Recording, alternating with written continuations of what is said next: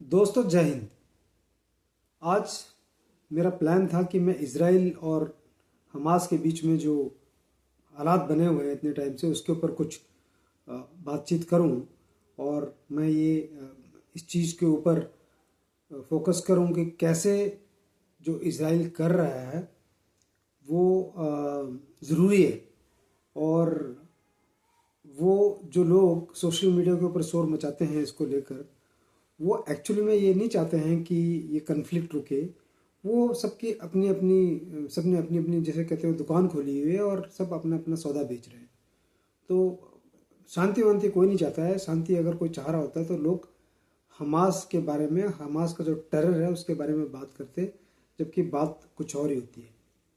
तो मेरे जहन में आया कि चलो इसके ऊपर करेंगे एक बात। पर पहली बात है कि जो टेररिज्म है, जैसे हमास जैसे, अल कायदा जैसे, और बाकी जो है अफ्रीकन नेशंस में बोको हराम और काफ़ी इस टाइप के जो टेरर आउटफिट्स हैं, ये सिर्फ सरवाइव नहीं कर रहे हैं बल्कि ये पनप रहे हैं और ये ग्रो कर रहे हैं। और क्योंकि मैंने खुद टेररिज्म को इतने सालों तक एक्सपीरियंस किया हुआ है, मैं इसमें रहा हूँ खुद, तो मुझे तो कोई शक नहीं है कि जो टेररिज्म का फ्यूचर है वो ब्राइट है। पहला कारण ये है कि टेररिज्म अब जो है सिर्फ सोसाइटी को हार्म करने का या एक सोसाइटी का दूसरी सोसाइटी से बदला लेने का जरिया नहीं बना बना सिर्फ इतना जरिया नहीं है, बल्कि टेररिज्म है ह्यूज इंडस्ट्री। अगर हम बोलें कि फॉर एग्जांपल हम बोलते हैं आईटी इंडस्ट्री, फिर हम बोलते हैं बैंकिंग इंडस्ट्री, या हम बोलते हैं फार्मास्यूटिकल इंडस्ट्री, तो ऐसे जितने भी इंडस्ट्री के सेक्टर्स हैं, टेररिज्म भी एक जीता जाता सेक्टर है जिसको जो है देश की इंटेलिजेंस एजेंसीज, नेता, गवर्नमेंट में बैठे लोग, इंडस्ट्रियलिस्ट, जो मिलिट्री इंडस्ट्रियल कॉम्प्लेक्स है, ये सब उसका इस्तेमाल करते हैं अपने अपने जो कॉजेज़ हैं उन कॉजेज़ को प्रोग्रेस कराने के लिए। और साथ में जो है वो जो जो भी डिफेंस रिलेटेड या वेपन रिलेटेड, मैं कहूँगा वेपन रिलेटेड जो मैन्युफैक्चरिंग है, उस इंडस्ट्री को अगर ग्रो करना है तो टेररिज्म का ग्रो होना जरूरी है। ये हो गया एक, मैं ग्लोबल परिप्रेक्ष्य में बात कर रहा हूँ।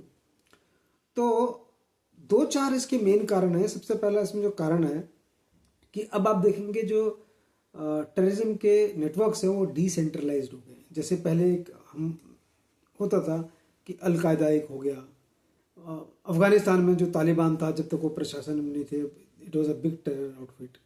उसके बाद जो है वो अपना बाकी और इंटरनेशनल जितने भी टेररिज्म आउटफिट्स हैं, तो ये सारे के सारे जो है अब जो है टेररिज्म है वो it is coming from the streets. There are small groups. जैसे आप मान लें कि हिजबुल्ला एक उधर हो गया, उसके बाद जो है वो सीरिया वगैरह में है, छोटे छोटे ग्रुप्स हैं, अफ्रीकन नेशंस में छोटे छोटे ग्रुप्स हैं। तो जो अब टेररिज्म का जो शेप है या जो उसकी अपीयरेंस है वो पहले से चेंज हो रही है। जो मेन ग्रुप्स हैं इनके सब ग्रुप्स होते हैं। यहीं देख लें, जैसे टीटीपी के लोग कहते हैं, उसके बाद पाकिस्तान में फिर भरे पड़े हैं, उसके बारे में अलग से बात करेंगे। But even internationally it is become a decentralised way of acting and creating sub groups. दूसरी चीज़ हो गई है डिजिटल रेडिकलाइजेशन।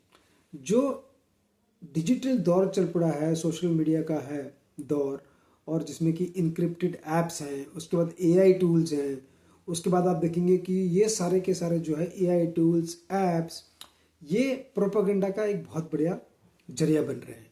और जो रेडिकलाइजेशन है उसका डिजिटल वर्ल्ड से बहुत सीधा संबंध है। उसके थ्रू ये प्रोपेगेंडा बहुत आसानी से फैलाया जा रहा है पूरे संसार में। तीसरी चीज़ है ड्यूल यूज ऑफ टेक्नोलॉजी। अब क्या है, ड्रोन्स हो गया, क्रिप्टो करेंसी हो गया, उसका डार्क वेब हो गया, इनका इस्तेमाल जो टेररिस्ट आउटफिट्स हैं वो बहुत अच्छे तरीके से कर रहे हैं, not only to further their propaganda but for their own this thing, for funding purposes also. और ये बहुत आसानी से एनोनिमस तरीके से इसको ऑपरेट किया जा सकता है। इसके ऊपर जो है वो जितने भी जो टेररिस्ट आउटफिट्स हैं ये इसमें अब काफ़ी जो है इसका इस्तेमाल कर रहे हैं। फिर हो गया एक जियो पोलिटिकल इंस्टेबिलिटी। आप देख लें, स्टेबिलिटी अगर आप देखेंगे तो कहीं आपको ज़्यादा नज़र आती नहीं है। आप चाहे वो मिडिल ईस्ट उठा के देख लें, हमारे आस पड़ोस में उठा के देख लें, और उसके बाद रसिया यूक्रेन देख लें आप, तो 4-5 साल हो गए हैं चलते हुए।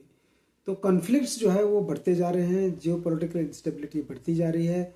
जो पावरफुल कंट्रीज़ हैं, जो पावरफुल इंडस्ट्रियली सेम कंट्रीज़ के, वो उसका जियो पोलिटिकल इंस्टेबिलिटी का अपने लिए इस्तेमाल करते हैं, अपने लिए फ़ायदा उठाते हैं। और ये जियो पोलिटिकल इंस्टेबिलिटी जो है लोगों को एक्सप्लॉइट करने के काम आती है, सोसाइटीज़ को एक्सप्लॉइट करने के काम आती है। फिर जो ग्लोबल कोऑर्डिनेशन है टेररिज्म के ऊपर, वो ऑलमोस्ट मैं कहूँगा डिसफंक्शनल है। ग्रुप्स तो बने हुए हैं, कहीं क्वाड बना हुआ है, कहीं जो है वो टेररिज्म 3I वगैरह हम सुनते रहते हैं, बट इनका एक्चुअली में इम्पैक्ट कुछ नज़र नहीं आता। अगर इम्पैक्ट होता तो हमास ने जो 7 अक्टूबर को किया था इसराइल के साथ, वो सब उस टाइप की घटनाएं पॉसिबल नहीं होती। या हमारे ही जो है क्रॉस बॉर्डर टेररिज्म जो भारत में होता है, वो सब पॉसिबल नहीं होता। तो ये कुछ फैक्टर्स हैं। और जैसा कि मैंने आपको बताया, इसमें मेन फैक्टर तो ये है कि terrorism is a industry now. And जिन लोगों को थोड़ा सा डाउट है इसके बारे में, वो देखते रहेंगे। आप मेरा ये वक्तव्य नोट कीजिएगा कि टेररिज्म जो है वो फल फूल सिर्फ फलेगा फूलेगा नहीं, वो पनपता रहेगा। And it is going to have a bright future because it is operated by the people for their own benefits, for the benefits of their country, for the benefits of their intelligence agencies. तो वो सारा का सारा ये ऐसे ही चलता रहेगा। अब हम आते हैं अपने संदर्भ में। तो भारत के संदर्भ में अगर आप किसी को, मैंने पहले भी इस बारे में बात की थी कि किसी को अगर ये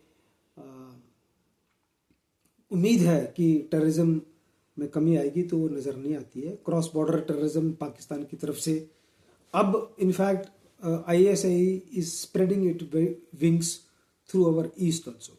तो बांग्लादेश में भी अब आप देखेंगे कि धीरे धीरे जो फंडामेंटलिस्ट एक्टिविटीज़ हैं, जो फेनेटिसिज्म एक्टिविटीज़ हैं, वो बढ़ती जा रही हैं। ISI के लोग वहाँ ऑपरेट कर रहे हैं, घूम रहे हैं। अभी ही 4-5 दिन पहले एक किस्सा नज़र आया जहाँ पर एक ISI एजेंट को ख़त्म करने के बारे में एक जो है नैरेटिव सामने नज़र आया है। कितना सच्चा है कितना झूठा है इसके बारे में कोई कंफर्मेशन नहीं है, पर तो the fundamentalist, the Islamic fundamentalist, they are spreading their wings everywhere. और पाकिस्तान में तो आर्मी और ISI का सर्वाइवल ही इसी के ऊपर है। अपने देश में ही उनका सर्वाइवल इस बात के ऊपर है कि वो भारत में कितना टेररिज्म फैला सकते हैं। तो इसमें हमें कोई संक्षेप होना नहीं चाहिए। दूसरी बात यह है कि जो इंटरनली हम देखेंगे, जो ग्लोबल परिप्रेक्ष्य में मैंने आपसे बात की थी कि technology is being used in India also in order to spread radicalisation. Technology का बहुत इस्तेमाल हो रहा है भारत में भी, चाहे वो डार्क वेब है, चाहे वो सोशल मीडिया है। सोशल मीडिया ग्रुप्स बने हुए हैं जो कि इसका इस्तेमाल करते हैं प्रोपेगेंडा के लिए, रेडिकलाइजेशन के लिए, र्यूमर्स को फैलाने के लिए। तो ये एक चीज़ होगी। तीसरी चीज़ होगी रीजनल इंस्टेबिलिटी। भारत के आसपास आप देखेंगे तो we are surrounded by enemies. और अगर माना कि जैसे सपोज एक्टिवली नेपाल, भूटान वगैरह ये इन्वॉल्व नहीं है हमारे अगेंस्ट, बट इनको इस्तेमाल किया जाता है। नेपाल को ISI अच्छे से इस्तेमाल करती है, ISI के एजेंट्स नेपाल में पेनिट्रेट करते हैं, उनके उधर से हमारे यहाँ पर जो है वो इनग्रेस होता है। और ये इंस्टेबिलिटी अब आप देखेंगे हमारे पड़ोस में बढ़ती जा रही है, चाहे वो बांग्लादेश है, चाहे वो मालदीव्स है। तो इंस्टेबिलिटी जो है हमारे आस पड़ोस में, ये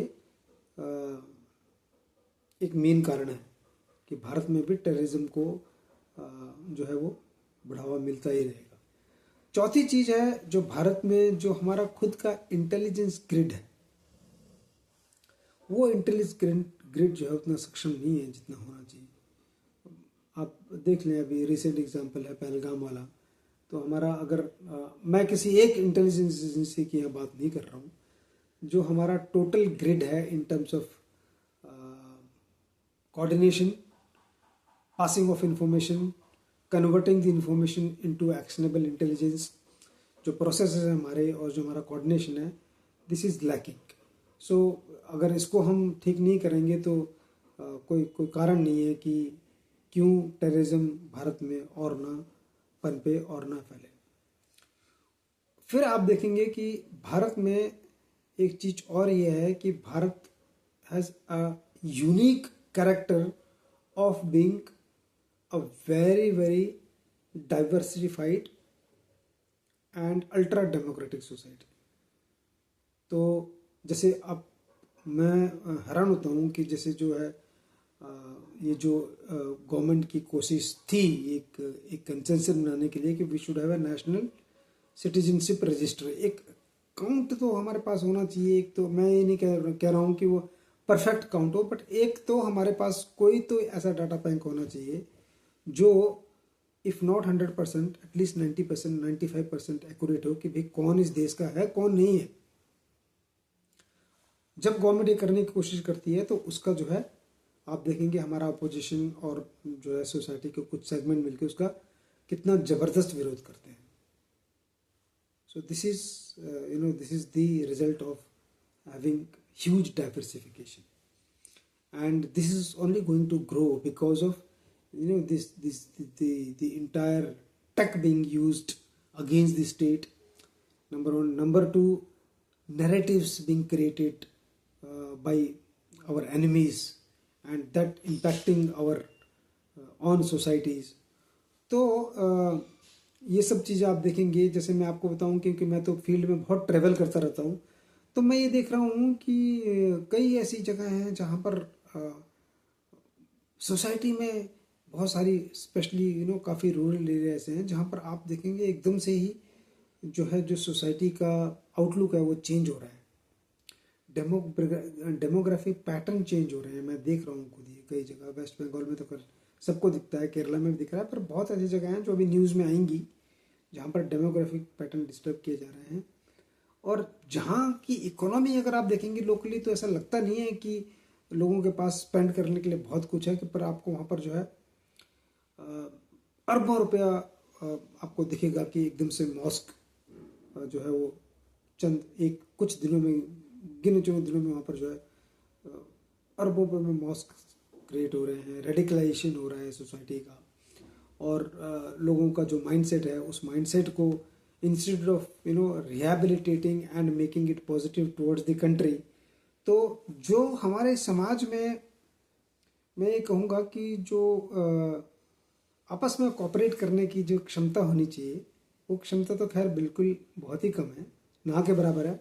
बट जो डिवाइड है वो डिवाइड ज़्यादा बढ़ रहा है, and that divide is rather against the social और द नेशनल डेवलपमेंट। लोग अगर कुछ अच्छा हो रहा है तो लोग उसमें भी ज़बरदस्ती जो है गलतियां निकाल कर और उसको जो है वो उसका एक एजेंडा बेस्ड नैरेटिव बनाकर उसको प्रस्तुत करने की कोशिश कर रहे हैं। ऐसे बहुत एग्जाम्पल है। मैंने आपको एग्जाम्पल दिया एक सिटीजनशिप वाला, कि बताइए ऐसा कोई देश हो सकता है जहाँ पर लोग इसी बात का विरोध करें कि भाई हमारे पास सिटीजन्स की अकाउंटेबिलिटी होनी चाहिए। विरोध होता है। क्यों होता है? क्योंकि हमने उस डिवाइड को बढ़ाना है और उस डिवाइड के थ्रू हमने टेरर को बढ़ाना है। और दोबारा से मैं वहीं पर आऊँगा भारत के संदर्भ में कि भारत में अगर टेररिज्म ना हो that implies, and specially Kashmir and northern areas में अगर ना हो, that implies the death bells for ISI and Pakistan army. उनको कोई पूछेगा नहीं, उनके मुंह पर खून लगा हुआ है अपने देश में राज करने का खून। वो राज वो तभी कर सकते हैं जब वो भारत की एनिमिटी को अपनी सोसाइटी में बेचेंगे और भारत में टेररिज्म का जो फन है, जो उसका सर है, उस सर को जो है जिंदा रखेंगे, उसको चलाते रहेंगे। अगर वो सर कुचल दिया गया, अगर वो सर नीचे आ गया टेररिज्म का, तो उनका सर्वाइवल अपने देश में इम्पॉसिबल है। राज करना इम्पॉसिबल है उनका। तो they use it, they exploit it and they are doing it. Technology उनको एड कर रही है, आप देखते रहेंगे। अंत में मैं आपको बहुत ही प्रैक्टिकल एग्जांपल दे देता हूँ। आप देखिए कि पहलगाम में जो टेररिस्ट थे वो कितना time using the aid of the technology, जो उनके रेडियो सेट्स थे जो ट्रांसमिट वो कर रहे थे, we could not capture those transmissions, we could not find out their locations. ठीक है, काफ़ी टाइम बाद पता लगा जब उन्होंने ओपन ट्रांसमिशन करना शुरू की, but when it was required, जब उसकी जरूरत थी, तो ना हमें हवा लगी, ना हमारे पास कहीं से खबर आई, ना हमारा इंटेलिजेंस ने फंक्शन किया। ये सच्चाई है।